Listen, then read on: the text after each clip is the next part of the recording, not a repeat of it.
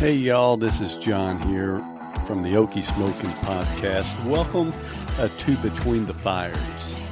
These are just short episodes where I pull up a chair, slow things down just a little bit, and share what's been on my mind. No guests, no fancy setups, just a few minutes between the fires of the grills to think, reflect, and hopefully spark something in you too. And today I just want to talk real briefly in this short episode about patience and what I've learned about patience from barbecue and the barbecue life. If you've ever been staring at a brisket that just will not hit that temperature, you're expecting to eat soon. You may have guests waiting or you're hungry yourself. You've done everything right. I mean, you trimmed it early. You seasoned it early. You kept all your temps steady because quite possibly, and I've done this, you early on look at it and say, oh, it's going to get done way too fast. Have you ever done that? You'll be cooking something and you will be like, wow, we don't eat for 6 hours and we're already at 140 degrees, 145.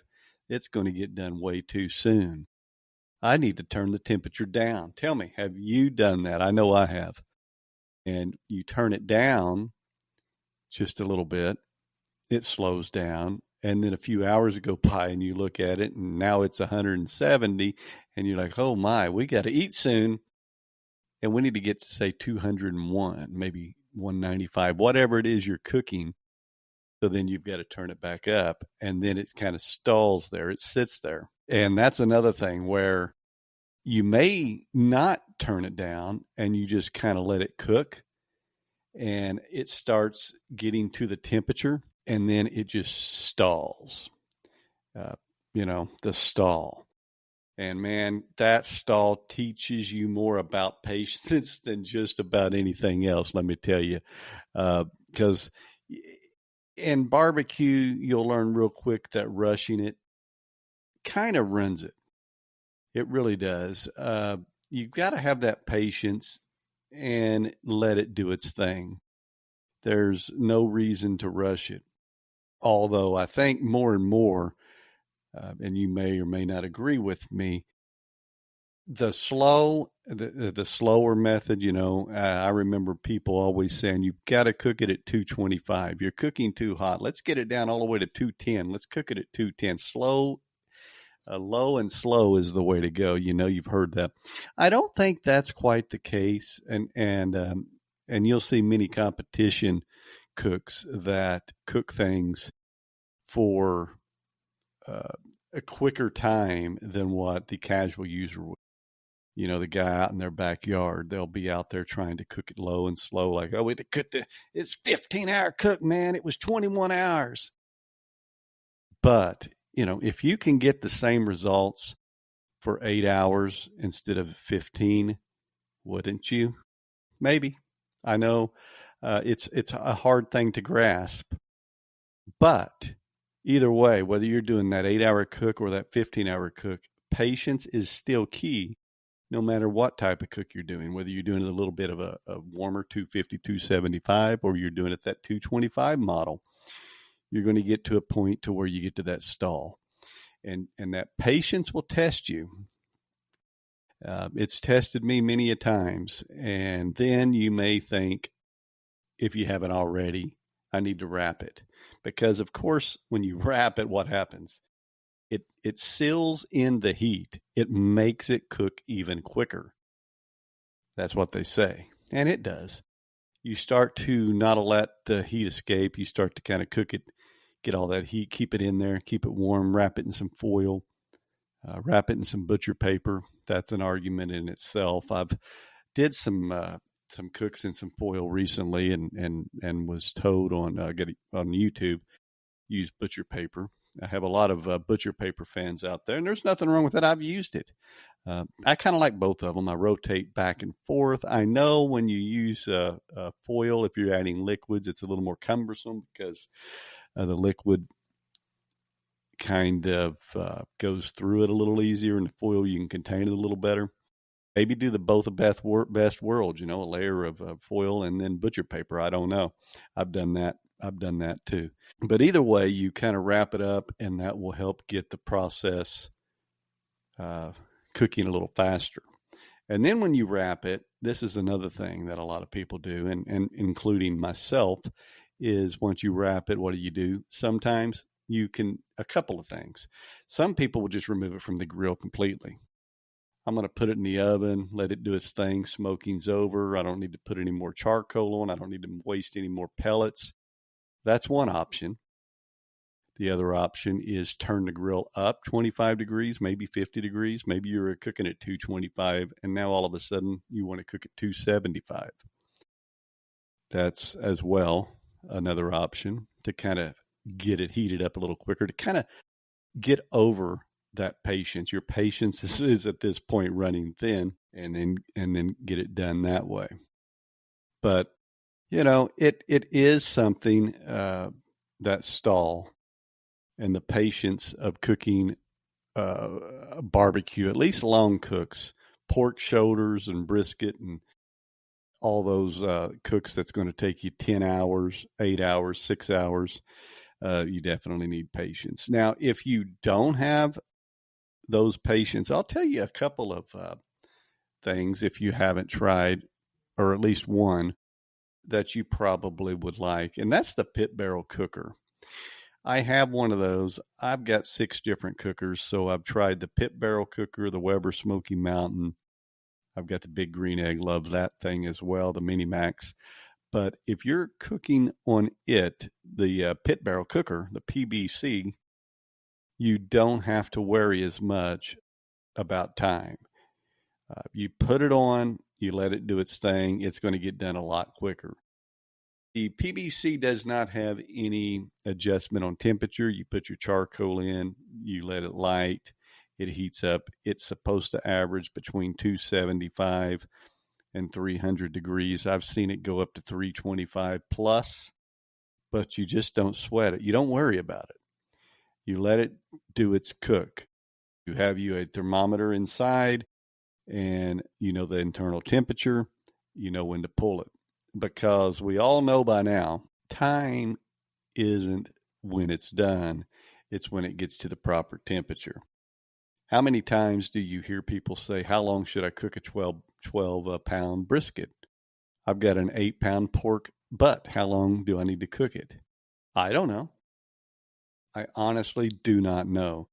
There's going to be so many factors. Maybe you are in Colorado in the mountains, or in California. Different elevations, different temperatures, different heat. Maybe you are in Alaska and it is very cold. All these play a factor in how long it's going to take to cook. It's going to play a factor in how hot you're going to get your grill. It's because if it's hotter, it likely sometimes will cook hotter. When it's colder, it'll likely cook colder. The oxygen's going to play a factor. The air is going to play a factor. So you've got that.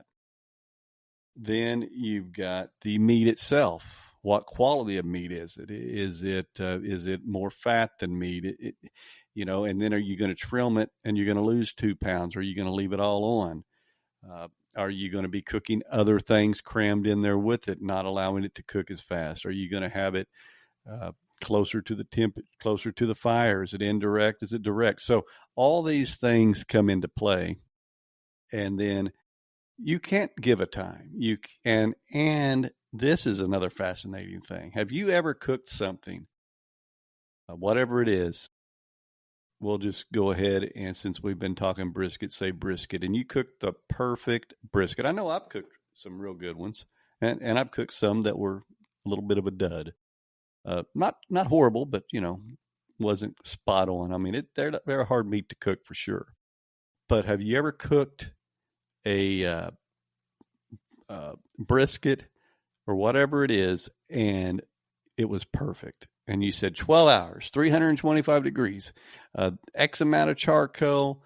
I used hickory. I used pecan. I put 3 of them in. I started it at 6. I put this rub. I did all these things. And at 6 o'clock this evening. It was perfect. We let it rest till 8 o'clock and enjoyed dinner. It was the best brisket I ever had. I know the formula. I know how to do it now. Have you ever had that happen? Because I have. And don't fall in that trap. And maybe the next time all that falls in place perfectly. However, you can cook a brisket like that. I remember one that I did. This was many, many years ago, and it was one of the best briskets I ever did. And I want to say it cooked 10 to 11 hours. And I think then we were cooking it at about 250, 225, somewhere in there, and it was phenomenal. I said, I've mastered this. The next one, I didn't pay attention to the temperature as much as I should have. I still monitored it. Did the same thing. 10 hours comes along. It was only like 175 degrees. I'm like, are you kidding me right now? So it took several hours longer. Miss Okie Dolores was waiting for the brisket to get done, and it went on, 9 o'clock. Finally got done, rest, and it's like midnight till we ate. So that's why you can't repeat. It's not each one. It's like a fingerprint. Each brisket is unique in itself. The meat's different. It breaks down different. Various things goes into it. So it's hard to get to do everything the same and have the exact same time and everything each and every time. The best practice, though, is just have patience. Got to have some character, some strength, and it's not easy. But I've learned to stop fighting the stall. Let it do its thing. And once it starts to get over it, things will start to move. Just hold the temp, stay steady, trust the process, because patience doesn't just make better barbecue. It makes better people. It really does. And it'll make you a better person. It'll make you a better barbecue extraordinaire. And this is just Between the Fires, micro episodes that come out on Wednesdays and on Fridays. So if this hit home to you, share it with a friend or text me your thoughts. You can text us at 405-458-5513. You can also call that number and leave us a voicemail, and we might just pick it and play it on a future podcast episode on this channel. I would love to hear from you. Once again, that's 405-458-5513, where our regular episodes come out on Mondays. Meet Dolores and sometimes a guest, where we're just between the fires right here on the Okie Smoking Podcast. Until next time, be patient on that stall. My name's John, and I'm out of here.